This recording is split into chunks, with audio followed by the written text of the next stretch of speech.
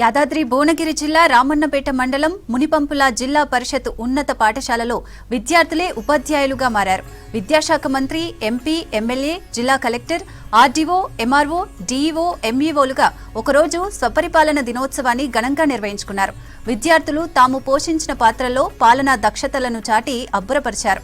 విద్యాశాఖ మంత్రి, MP, collector, MLC, MLA, ఇతర ఉన్నతాధికారులా తయారై స్కూల్కు హాజరయ్యారు.